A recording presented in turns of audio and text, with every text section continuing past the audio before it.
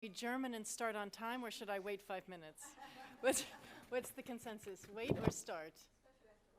After lunch, okay. I think people are enjoying Perugia in the sun. They're just drifting back. Okay, we'll wait 2 more minutes and then we'll start. That's a compromise. I'm the diplomat. Who's the diplomat here? Good, we'll wait a couple minutes.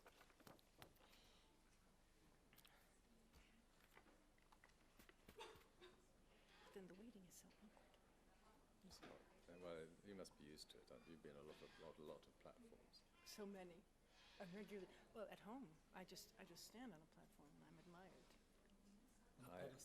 Exactly. I ad-libbed a prepared speech yesterday, and luckily I got away with it because I was presenting the British Pavilion, and there was a speech. There was a speech that had been cleared in London, and I was delivering it for somebody who was supposed to have come but was not there. I put in a few words of my off-the-cuff views on the surrounding pavilions, not on our pavilion. And I realized after the event this is not the headline that they wanted. I said this is a real 21st century iconic, really innovative, inventive design, which it really is. And in contrast to some of the other boxy nonsenses. You realize that the mics are on here. There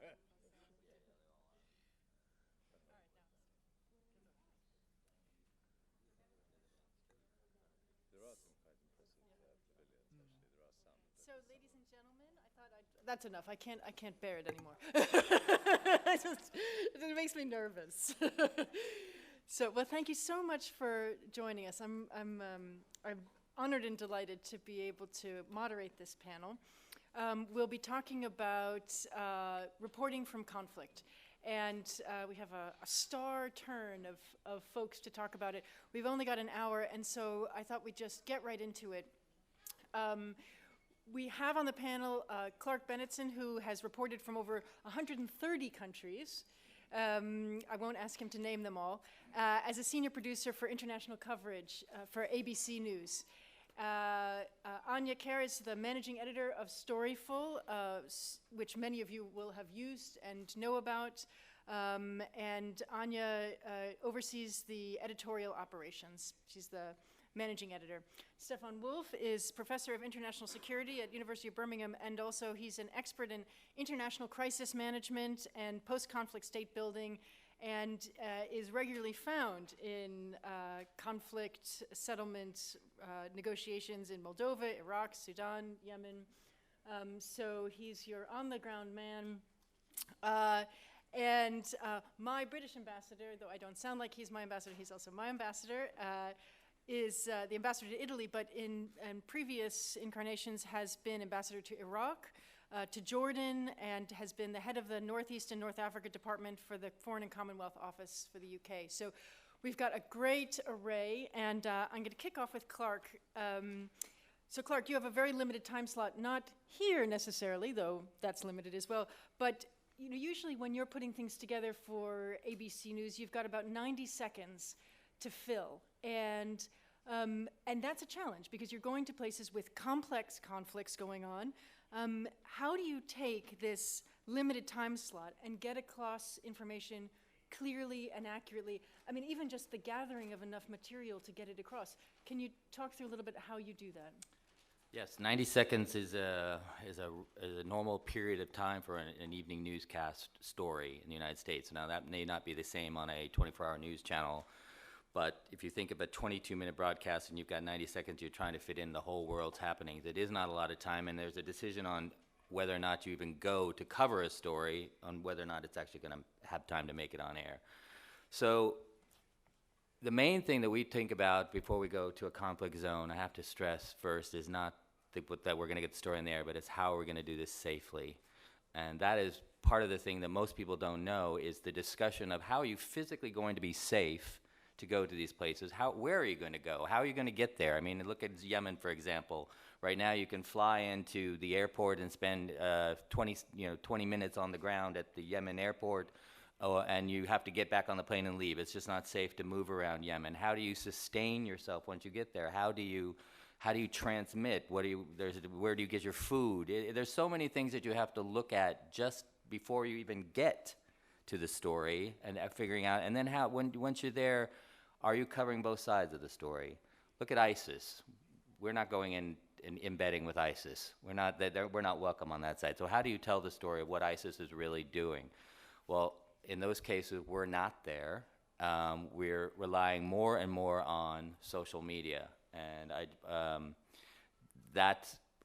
that's a problem, because anybody can have a telephone and take a picture, and we're not necessarily in Raqqa, Iraq, or Syria to see what's happening. So we have to then rely on figuring out whether that's real video to use, whether it's safe or not. So there's a whole bunch of complexities that go into deciding what we're going to cover and before we even start telling the story. Well, you talk about relying on something other than yourself, and that's a great place for Aine to pick up, because that's what Storyful does. Can you talk a little bit about sourcing that material, verifying that material, and how that's changing the equation? Yeah, in Storyful for 4 years we've been acutely conscious of the fact that all newsrooms are operating in a very different and challenging environment, and to Clark's point just now, you only need look at the Islamic State story to realise how news agencies, newsrooms have had to reevaluate the safety of their journalists, and in many cases pull them out or just not send them, which does put a huge responsibility on people like our journalists in Storyful, but equally ABC journalists, to go and find those stories and tell authentic, validated, verified stories that their audiences can trust. And I think the key thing just to remember in all of this is that we believe in Storyful, whether it's content coming out of the streets of Ferguson with a protest and it's a piece of user-generated content, a piece of eyewitness video, or it's coming from the streets of Syria or the streets of Egypt or Yemen or Libya, wherever it is a piece of content. It's a valuable piece of content. It's going to give you insights. It's newsworthy. But what you do to it is journalism. And I think we should never lose sight of that this is about 360-degree storytelling. I think it's really important we say that at the top, that Storyful will come in and find content, and we will do the analysis and the forensic investigations of it. And we will always strive to do three things. And we work very closely with ABC News, for example, with Clark's team here, to always go to them and say, we are going to tell you three things. What is the date? What is the source? What is the location? And how do we establish those three things? But what you have to do in terms of that 360-degree storytelling from Yemen, Syria, Libya, and beyond is make sure that you are giving validation and verification, but you are also adding expert analysis, whether it's ABC's contacts on the ground or Wall Street Journal or New York Times, your contacts on the ground, how are you collaborating, how are you corroborating that information. I think that's just an important point to say from the top, that this is professional journalism coexisting with citizen journalism. And I think, I'm incredibly proud when I look around at newsrooms, and we in Storyful talk all the time about this is the golden age of storytelling. It's actually a very rich time for the sense of true journalism, professional journalism. And you need only look at the likes of Wall Street Journal and some of the incredible visual storytelling they've done from Homs lately, or the New York Times did a short documentary on the Iraqi soldier who managed to escape from an Islamic State hostage situation. And what all of these newsrooms are doing very effectively is using social and using video and using an agency like Storyful to get to a certain point of going, okay, this is authentic, we can trust this, and how do we turn that content from the streets of Homs, from the streets of Ferguson, from Yemen, how do we turn that piece of content into a story? And that's where, in Storyful at least, and I'm happy to talk about it later, but that is the beauty of a partnership between traditional newsrooms and then what a new agency like Storyful can do. Well, you raise something that's important, which is taking what is pure data and adding expert analysis. And Stefan, one of the things that when we're looking at the news, you get a couple different angles. One is with this sort of requirement for 24-hour discussion.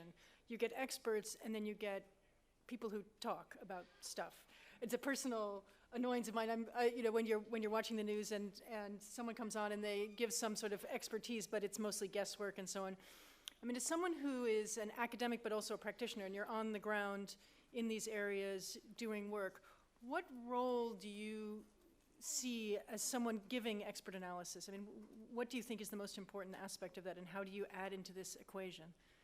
I think for me it's in many ways about sort of providing the background, to providing the context in which all of those stories unfold. And I think that is not necessarily something that you can necessarily put into a 90-second slot. But I think it's important for journalists to sort of have this kind of knowledge. And I think as an academic, that's sort of the kind of value added that I can provide, because I've been dealing with some of these conflicts for 10, 15 years. So in a way, I mean, people like me, we know really what's going on, and we can sort of add a piece of the background that will also help you as journalists to think about, well, does that story, in the way it's been reported or in the way it might be reported, actually make sense in the larger pictures? And then the other thing, of course, is that if you have the kind of on-the-ground experience, so, I mean, I was working with the UN team over the summer on the constitutional drafting for Yemen. I mean, then you're in a slightly more difficult position, because you know things, and you can't necessarily talk about them because you don't want to compromise the position of either people in the actual negotiations, or you don't want to, or you don't want to necessarily sort of present outcomes before they have been fully agreed, so that you basically compromise the outcome of a very complex negotiation. So I think there's a difficulty here involved also for experts in terms of how far they can go with their engagement with the media. So I think it's, in one way, you need to be honest and truthful and sort of preserve a degree of integrity, but that sometimes can also mean that you can't talk about certain things, which doesn't... Talk about things off the record then, or I mean, what do you do then? I mean, well, I would only talk off the record with people that I know really well, where I can trust that off the record really means off the record. So you can't just presume that things will stay as a piece of background information to put context to a story, without necessarily then sort of giving somebody a scoop that might have rather damaging consequences. Yeah. I mean, that brings up a good point then. I mean, Christopher, you've been an ambassador and worked in some of the places where Clark and Stefan also have been. How do you work with the media as an ambassador, and how do you help them report accurately versus the secrecy? I mean, how do you manage that? I think that's Diplomatically. that's a natural part of any embassy's role, is to engage locally with the media. In a conflict zone, that relationship is sort of given, it's got a heightened tension on both sides. It comes down to trust, and if you have a journalist whom you know and trust, then you are able to share more, and in the knowledge that that your confidence will be protected. The role of an ambassador and of any diplomat is really quite different from the tasks that we face, and really quite diverse. We aren't victims of the 24-hour news cycle. We don't have to feed. We don't have to think of the jazzy angle or the human angles which will get the editor's attention and get your story out into the news. We are, I would say, slightly more long-term, probably a bit more pedestrian. We do provide information, but we don't try and get ahead of the news hounds who are getting it out instantly. We certainly don't try and beat the social media. We do have to get into the analysis and the policy advice, and we are required to engage over in a sustained way with our local government, that we are our host government, or the local authorities, or the rebel leadership, as when I was in Benghazi at the time of the first months of the Libyan revolution. I was sent there from Rome to Benghazi to open our relations with the Transitional National Council. And I was actually in a hotel alongside all the international journalists who could see me going backwards and forwards. And I was having to be very selective, just as Stefan has said, in sharing the content of that at an extremely delicate moment with Gaddafi's tanks held only 12 miles down the road. And there you had to decide really which journalists you were prepared to entrust with any confidence. One final word at this stage. Safety is, as has been said, absolutely an imperative. And in that situation, in Benghazi, for instance, but also in Baghdad, it was impressed on me that the safety of my mission was my own priority, my first priority. But also, I took very seriously the necessity of sharing whatever threat intelligence that I got with citizens, and in particular, in these circumstances, the journalists who were around with us. So we would absolutely share whatever was relevant to the safety of the journalists whom we were with. And it was brought home very clearly to me that in conflict, in search of a story, journalists often take greater risks than diplomats because of their professional responsibilities. When I had, unfortunately, to oversee the repatriation of the body of a photojournalist who'd been killed in Misrata. Now that is serious. Well, there are a number of good points for us to delve into that have come up in the things you said. One thing is, Clark, let's talk a little bit about this, the juxtaposition of, oh, I'm supposed to use this. Well, let's talk a little bit about the juxtaposition of the 24-hour versus the 90-second. So sometimes you've got this 24-hour news where you have to fill a lot, and so you can almost stretch too far. And then sometimes you are constrained by trying to get the whole story into a very short piece. And I mean, ABC is very influential. You know, people are watching it across America. It's helping to shape ideas and thoughts. How do you get the expertise of someone like Stefan, the background and round of the story from something like Storyful? I mean, how do you do that? Basically, my question is, how do you do what you do? Honestly, a lot of times we don't. As the ambassador just said, there's nothing more frustrating than us knowing that he or Stefan, others have information that they can't share with us. But we obviously understand that, and a lot of time there is just fudging on these 24-hour channels, if I can be blunt. I mean, they stand there and they fill time saying absolutely nothing because they have to fill time. The other side of that is that we are trying very hard to figure out in those 90 seconds what our 20 million viewers are going to see. And as you say, some of the shows that we put out are very influential and watched by policymakers, and a lot of the times, if there is an indication that maybe, for example, the ambassador had something that might change a sway opinion back home, that we might get that information, that there is a case like that. But I also want to point out, as the ambassador also said, there are, at the moment, depending on certain people who track this, organizations track this, there's something like 636 armed conflicts in the world right now in some 65 countries.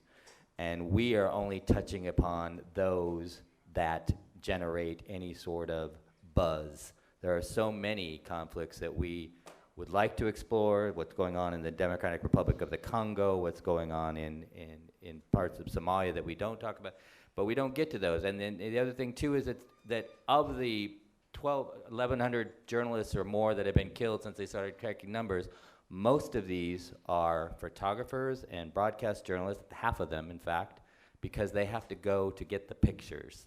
It's very easy sometimes to stay in your hotel room and call somebody, but in a broadcast or photojournalism world, you have to get the pictures, and that brings to the point of taking greater risks than others might have to. And as we evaluate and assess those risks, we're not taking them as much, or we will say, no, we won't take them, which leads to increased number of freelancers who are trying to make their name, make some money, being good journalists, passionate about what they're doing, and then, as we mentioned with Aine, people who are not necessarily journalists, who are just telling the story that's happening in their backyard. Well, I mean, you raise a great point. I mean, Anya, one of the things that would be interesting to hear about is the relationship that Storyful has with this group, this rising group of freelancers, because of course now, one way that a freelancer can get their story out is through Storyful. How much of, are you seeing this relationship growing, and also then how much of a responsibility or relationship do you have with them, and over time, does it feel like they're almost stringers to Storyful? So you know that you can trust certain people just like these guys know that there are certain journalists they can talk to. So how is that working with that sort of whole area of an industry? Yeah, one of the things we profoundly believe in Storyful is the idea of communities, that every story doesn't just create a conversation, but it's the continuance and sometimes the creation of a new community. And what we do in Storyful, like every state, every country, city, topic, theme, event, we just build communities.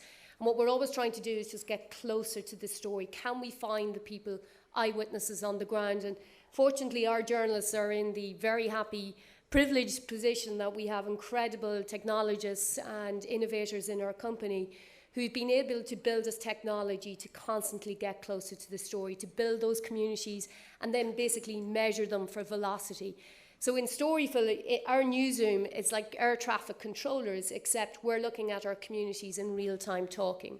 And it doesn't matter if it's Yemen or Iraq or the streets of Ferguson, as I mentioned earlier. We're watching them in real time to watch for velocity. It's almost like heat maps to see what is happening in our community today.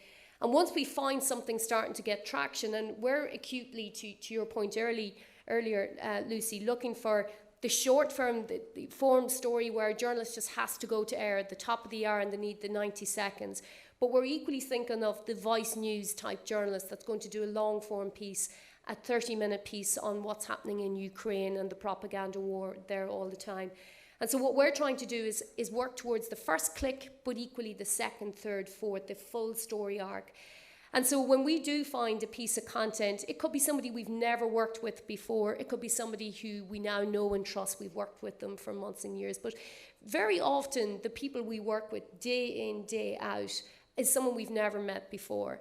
And so what has to happen is, like, I'm a traditional journalist. I worked in traditional newspapers. I went around with my little black book for years. When I met somebody, I trusted and I validated them and I checked them out. I put their name in my little black book and their number. You now have to do the same thing on social, but it's just, it's a different process, it's different platforms, but it's still the traditional journalism skills. It's going back to your core skills of the who, what, where, when, how, why. And so when we do find a piece of eyewitness content, it could be an image, it could be a video, it could be a Facebook post, it could be a tweet. We in Storyful, with that person, if we've never met them or we've been dealing with them for months, we have to go through a process of date, source, location. And with each of those three criteria, we all the time have to go from checking to corroborated to confirmed. And how we do that would at times blow your mind, because we have phenomenal journalists who have basically been able to use Google satellite imagery and now know landmarks, street corners, right down to street level on the streets of Yemen, on the streets of across Syria, Libya, etc., and Egypt. And they can watch a video and go, I think that is that particular street. Go to Google Maps, get down into the particular second of a video and go, yeah, that's that street corner. Our journalists will look at everything, like second by second. They're looking for dialects, accents. They're even looking at the weather to go, well, the shadow in that video at that moment suggests the weather is like this. Can we take weather reports and correspond it to the particular timestamp of that video? We're looking for everything in the round, every single little clue that will help us locate that particular video. In order to locate the source, we do what we call a digital footprint analysis, and we will go to the ends of the earth to get somebody into private messaging on Instagram or on Twitter or into email or on a Skype chat or into a Google Hangout.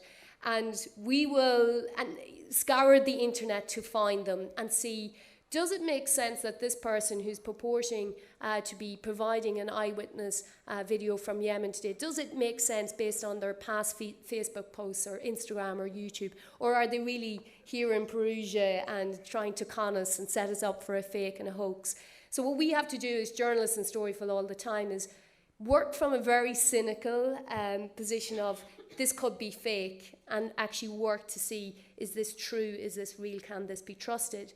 So it's a constant process of forensic analysis and putting together the entire profile of a piece of content, but equally the potential uploader, to be able to then turn around to ABC, Wall Street Journal, New York Times, and say to them, this is what we know, here's your who, what, where, when, how, why. And often we will go and give them the contact details. Now, obviously, in conflict areas, we've mentioned this word security a couple of times. We have to be acutely conscious sometimes. We are so good at what we do, we will find that person. We'll track them down into the cafe where they've just, uploaded the video.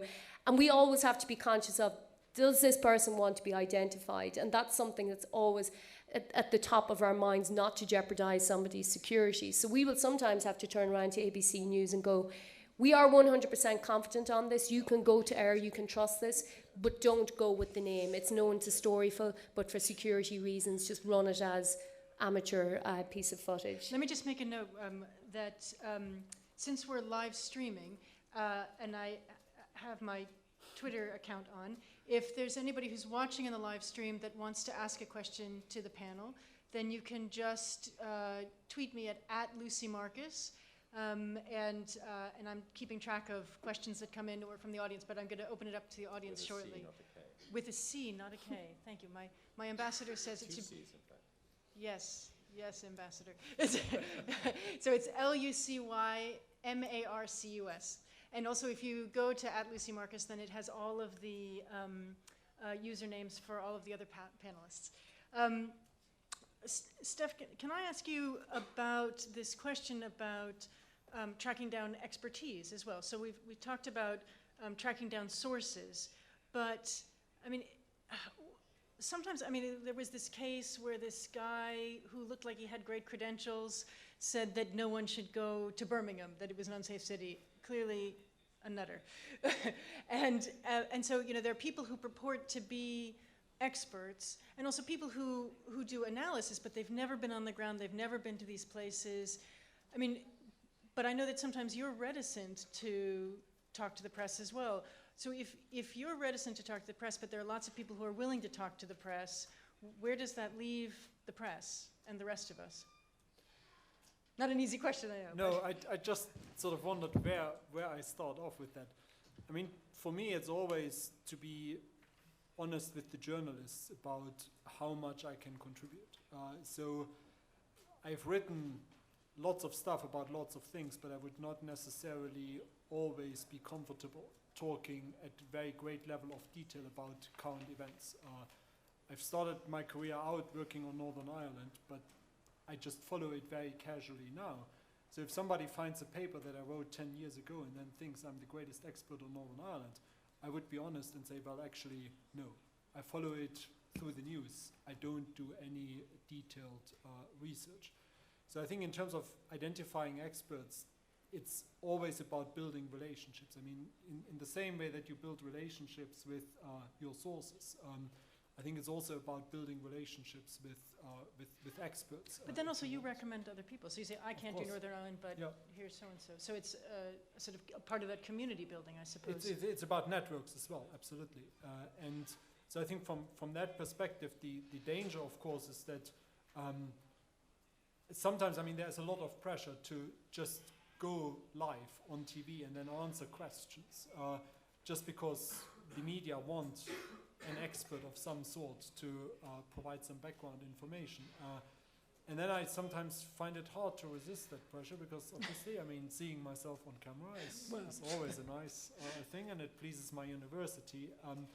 But as I said earlier, it's about integrity, and I think as an expert, you as much depend on your personal and professional integrity, and you shouldn't go on talking about things that you don't know. And if you do, then you should also be honest and say, well, at a certain point in time, if we don't have all the information, I can speculate about things, and because of my background knowledge, I might come up with some fairly reasonable speculation, but I still need to be honest and say, well, at this moment I see 2 or 3 possible reasons why something has happened, or I see 3 or 4 different trajectories in which an event could develop, and not necessarily sort of pretend to have the That doesn't make ultimate great TV definite though, does answer. it? Probably not, but I think it's still the more honest thing to do than to go on and wildly speculate and say things like Birmingham city centre is a no-go area. I mean, I live there and I find it quite comfortable, and I do not feel that it's run by the Birmingham branch of the Caliphate. That's a comforting thing to know about Birmingham. Thank you for that. The second city of the UK, if I might add that. Birmingham will be glad. And also the British Embassy is delighted that you're talking about Birmingham. What role, I mean, Christopher, this is, one thing is when you are involved with, or when Stefan's involved with these negotiations and you're working with these different areas, one of the things that has come about is because of the internet, because of international news sources, the people who are involved with the conflict are also watching the coverage of the conflict. And so one of the questions then is, the news becomes part of also forming the relationship, and the news becomes part of the negotiation almost. So from that perspective, how do you find that that makes a difference from as a diplomat and as someone involved with foreign policy? Well, diplomats are servants of politicians and of governments, and governments are acutely aware of the value, indeed the priceless necessity of the media coverage of what they're doing and what they think. And this is nothing new. I can remember a very delicate moment in the Maastricht negotiations on common and foreign security policy in the Netherlands. We were in an isolated house with all the then foreign ministers, and we'd just taken a delicate, I didn't, but the ministers took decisions of a great delicacy and importance and some ambiguity, and there was a question of which foreign minister was going to get to the microphones first. And the French and German ministers set off in their convoy, escorted by the Dutch police, ahead of the host, and therefore they were sort of committing a faux pas in not allowing the host to get to the microphones first. But the Dutch foreign minister just got his head of police to ring up and divert the escort down the wrong side of the dike, so that they were overtaken on the inside by the Dutch host got to the microphones first and spun the story of the result of that moment in the negotiations in public, in the way that the Dutch wanted. This underlines what is perhaps an obvious point, is that with the 20 million viewers that are out there, even for 90 seconds, governments and, by extension, diplomats regard journalism, particularly the TV, which is the most influential media, as the great multiplier. And that, because journalists are aware that governments and, by extension, diplomats are aware of that, I think this question of suspicion of social media and the question, can you trust this man, has been applied to British ambassadors down the years as much as it has, and to other ambassadors.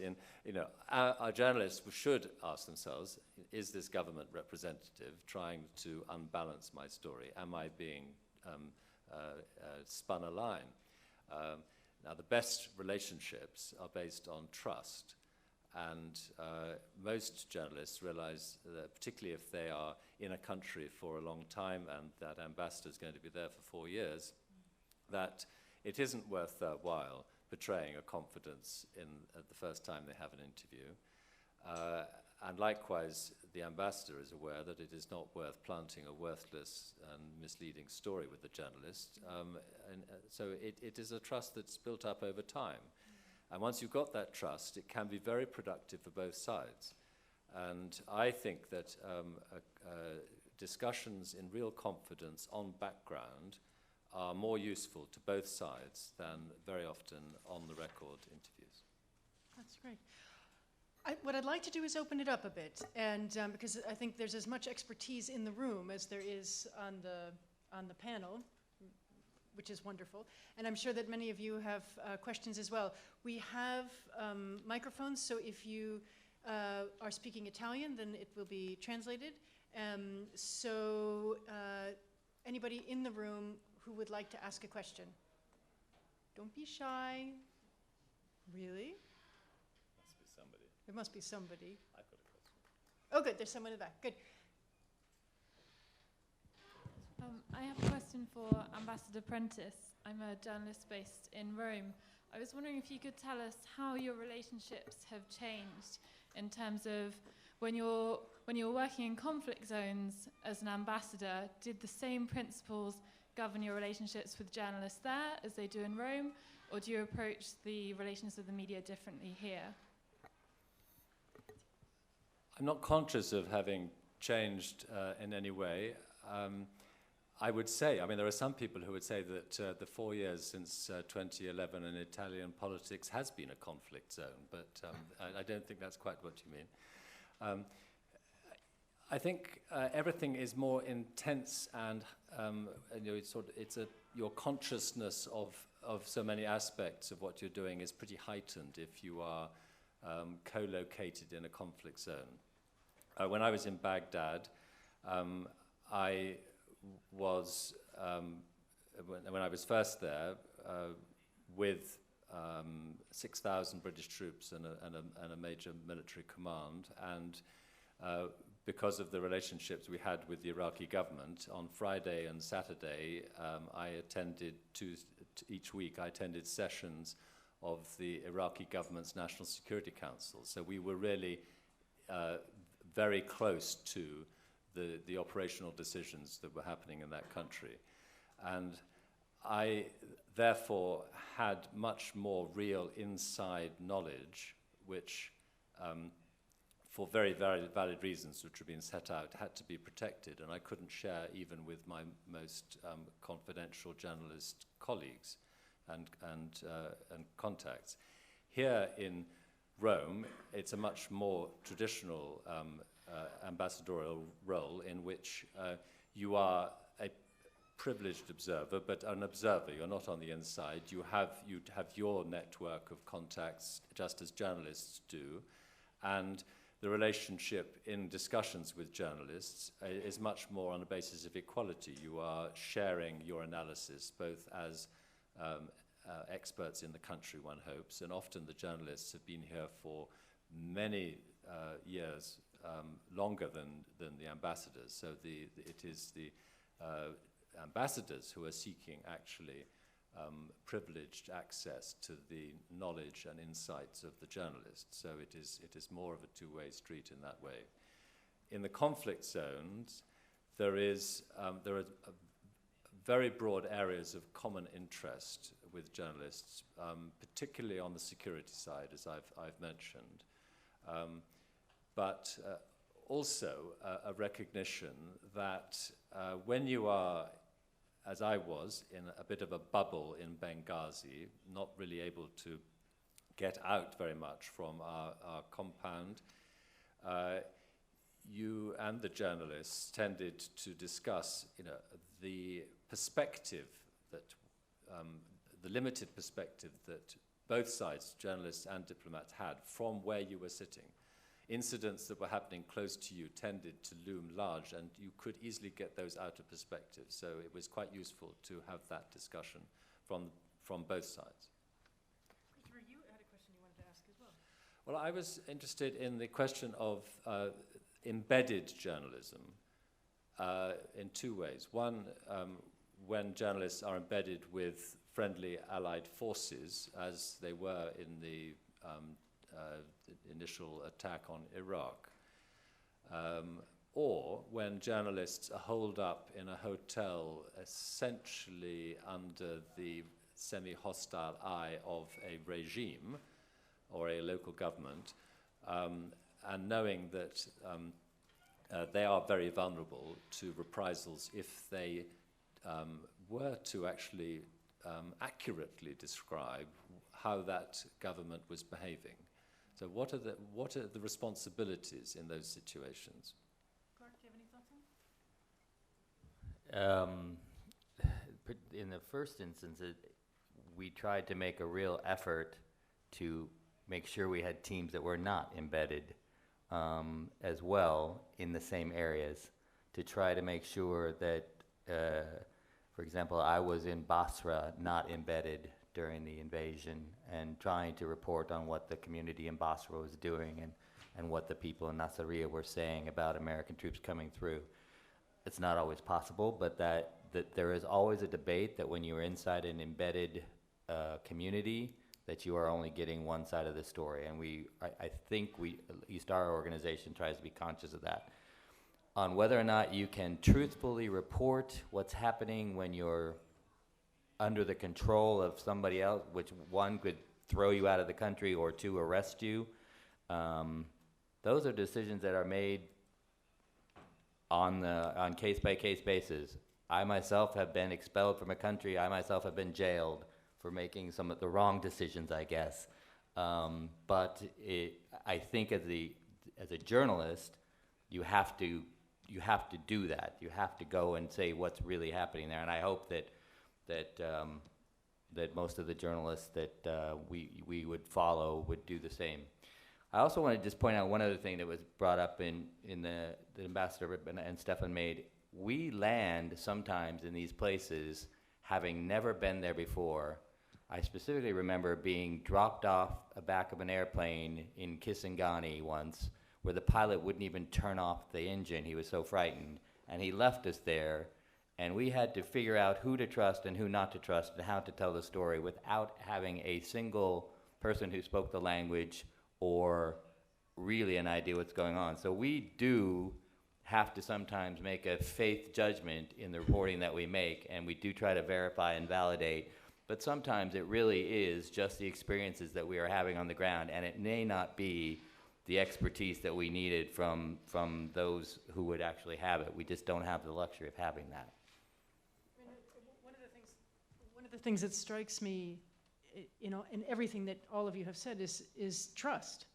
I mean, and every one of you has talked about the importance of developing trust with sources, with each other, with various parties, and it's just something that strikes me as, something so important and yet hard to put your finger on what exactly creates trust.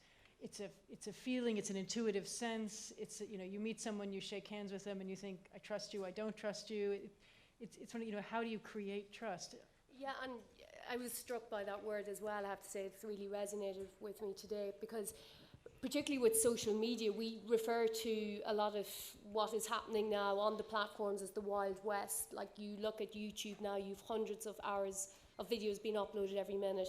Facebook alone, 600,000 posts every minute. And while a lot of that, there's valuable content, unfortunately what you're dealing with is people repurposing content all the time. So maybe taking a piece of content that's from Libya, reposting it to say this is from the streets of Gaza today. That is happening day in, day out. Content being, we call it scraping in the business, but taking content from YouTube, downloading it, re-uploading it every day. Fake, hoax, repurposing of content. But then there's also so much manipulation of content. Like, you're increasingly seeing some official government sources in conflict areas, activists, people to their own agenda, manipulating user-generated content, putting it into their packages for their own particular agendas. And what you have left then are journalists trying to make sense of that, obviously always trying to find the original to know whether to trust it. But equally then the job of people like Clark is to turn around and say to their audience, we have sourced the original, here's how we've done it. And I think there is an onus increasingly now on us as journalists and as professionals to actually tell audiences why they can actually trust this. Like, what is the job of work, the work of journalism that has actually gone into this? Because what we are dealing with now are just countless perspectives chronicling war, and it's coming from both sides. Like, we are so often now in these conflict areas watching it from both sides of a war zone, like to the point where we have in Storyful been able to take video where, you know, pro-army forces arrived in a tank. You've had activists up on the roof, and we've been able to find videos to tell that story in 360 degrees from inside a tank, but equally the activists hitting the tank from a rooftop. And that's how we now view war, is through this. But it's that trust, doing the job of work, that our audiences are not going to be left cynical and feeling exploited and not knowing what to trust anymore. Stefan, let me ask you this. I mean, as an academic, you know, when you're doing work in this area, both on the ground, so as a practitioner, but also when you're doing analysis and so on, is there something that's useful from the work that you do in how you establish whether, you know, truth, which is, I mean, what is truth in a way, a much larger issue, but, you know, in understanding the viability, the veracity of something, is there something in what you do in doing the analysis that's useful for journalists from a methodological perspective? Well, that's again one of those really difficult questions where I think That's why they pay me the big bucks. I know. So, I mean, it's, on the one hand, there's a lot to be said that, I mean, once you have built a relationship, it's much easier to judge whether something is trustworthy or not. But by the same token, I mean, as Anya has just mentioned, I mean, there are so many different perspectives, and they keep proliferating. I mean, it's, if you look at the situation in Libya, for example, I mean, it was probably at the time when you were there, it was reasonably clear cut. There were good guys and there were bad guys, and we basically knew who fell on which side of the divide. If you look at Libya now, it's, I think, completely impossible to decide who is right, who is wrong, who has a degree of legitimacy in terms of what they do and how they do it, and who doesn't. So I think from that perspective, part of the challenge really is not necessarily, and again, I mean, that's sort of a personal academic perspective, not to search for a truth that simply isn't out there, but to try to understand why people have certain perspectives. So I've been working in and on Ukraine for probably 15 years now. So I have very close friends in Donetsk, and that is, what you hear from there is a very different perspective from what you see in most of the news that is reported in Western media, and even more so the viewpoints that come out from governments. I have very close friends in Russia as well, and I mean, the danger always is if you go out there and you say, well, actually, just because Putin says it, it isn't necessarily wrong. You basically get labeled as a Putin apologist, and I think there's a danger here also that it's very, very difficult to have a degree of objectivity. And I mean, nobody, I mean, you don't get this objectivity as an academic, you don't get it in the media, I think you certainly don't get it in policy. So I think from that perspective, my sort of advice, if there's anything like that, would be to just sort of try to understand different perspectives without necessarily judging them. I mean, it's very difficult to put yourself into the mindset of a person who lives in a country or in a city that one day has a great opera like Donetsk had, and the next day it's a complete war zone. I mean, I know the Donetsk airport from when it was a really great modern airport, and I've seen photos of it now, and it looks absolutely horrendous. And you kind of wonder, well, 21st century Europe, did it really have to descend to a situation where people get killed in a war that seems, personally speaking, pretty pointless? Well, I just extending from that and agreeing very much with Stefan, I have actually a useful corrective within my own family, that my daughter, who is a Russian speaker, is working for Reuters in Kiev at the moment, and previously was in the Moscow bureau. And in my discussions with her about the evolving problems with Russia and the Crimea and then Ukraine, she has been usefully combative in family discussion, I would say, over the need, precisely for what Stefan says, to keep a perspective that understands, is trying to seek to base judgment on at least an understanding of the motivations of the others that are engaged. She has written pieces about, when she was in Moscow, the Russian popular reaction to what Putin was doing, which were very useful corrective to some Western perceptions of the actions in Russia. So that's one important point. And I've forgotten the second point, so I think you better go on to something else. I'll be very honest about it. Refreshingly honest. But the first point was so good. When I come back, when I remember it, I'll come back. Do. We've got about 8 more minutes. Do we have any other questions from the floor? Yeah, please.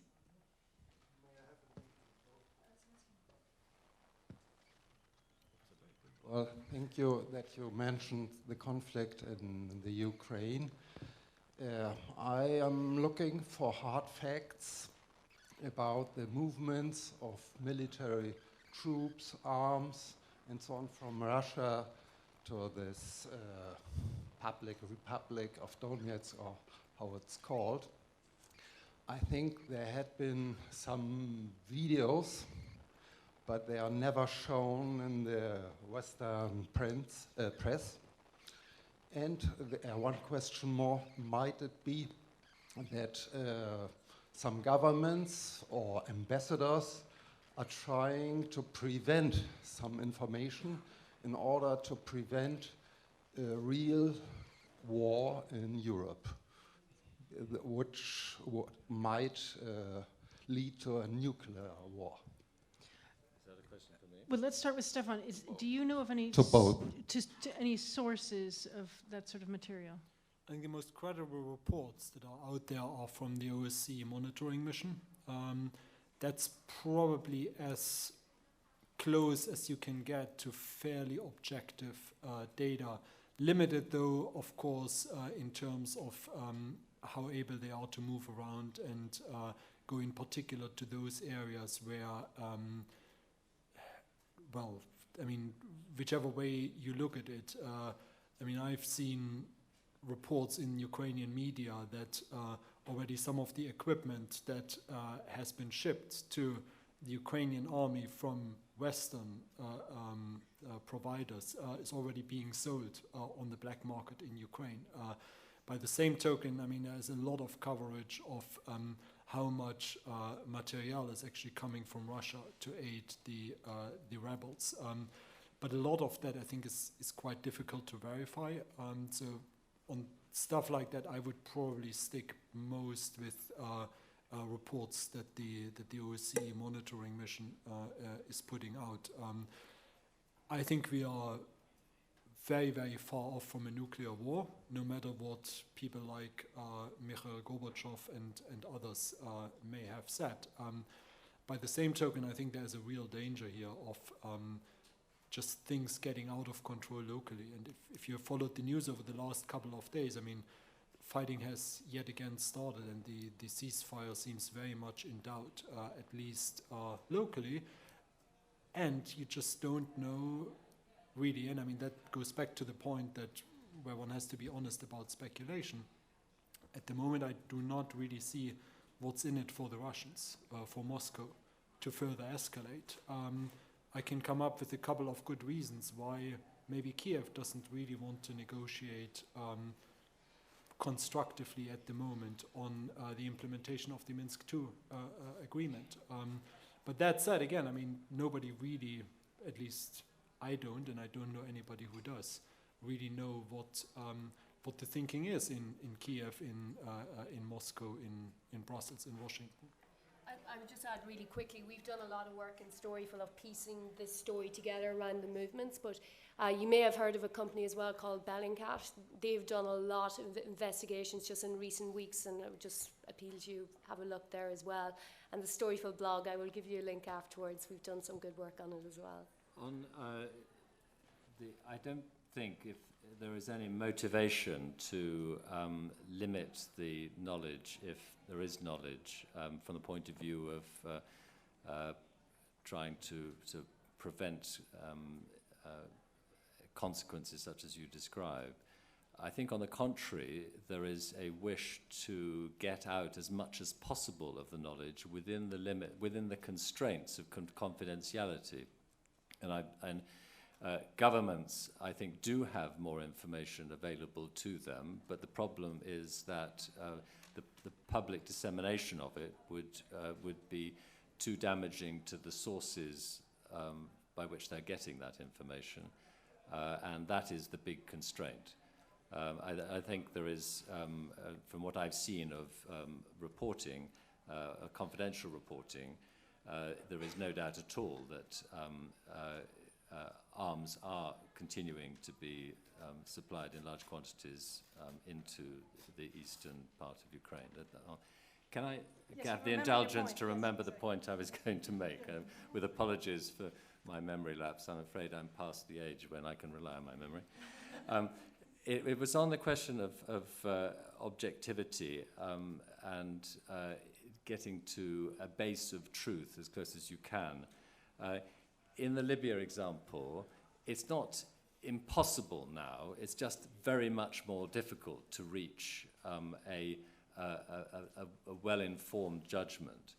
But if, as certainly diplomats do, and I think that journalists who are writing in particular longer-term pieces and not just putting, trying to get a balanced analysis of the recent incident, but are trying to look at the underlying developments and even comment on policy options and strategy. Governments do that all the time. Diplomats have that as their bread and butter. It is useless to do that on the basis of self-delusion about the facts. So you have to start in a position of cold analysis, even if the facts are not what you'd like them to be. You don't serve your government by serving up a factual basis on which policy is to be constructed if it is not as accurate as you can make it. So that's all important, and therefore there is that common core at the start of both journalism and diplomacy, I would say.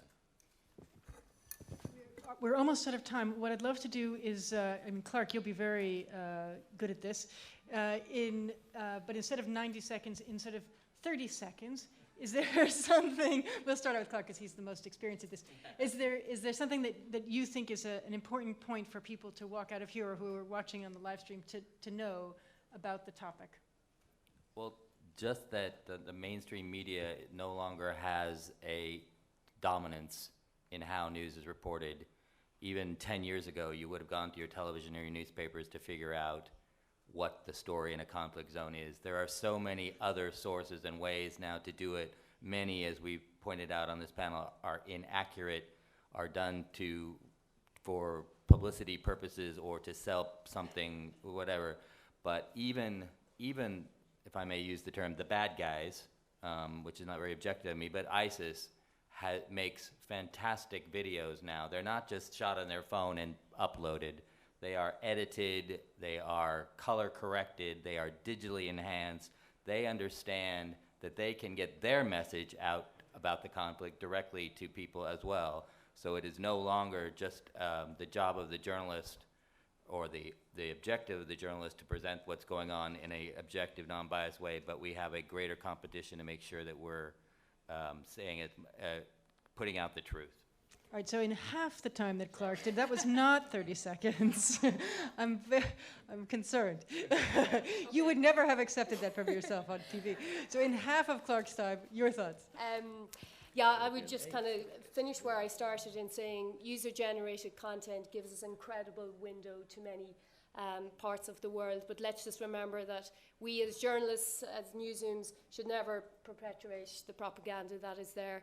And I finish where I started in saying, let's remember that citizen journalism coexists with professional journalism, that all of this social content, tweets, Facebook posts, videos, it's pieces of content, what we do to it day in, day out, that is what true journalism is.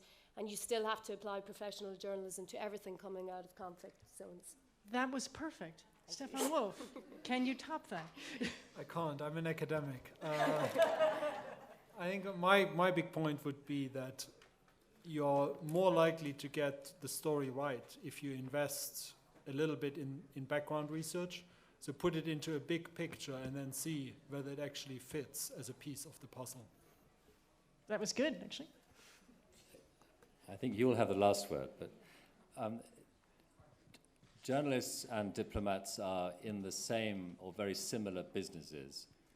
They, at their best, rely on each other with complete trust and confidence, and they can really help each other to deliver what their governments or editors need, and trust is at the core of it.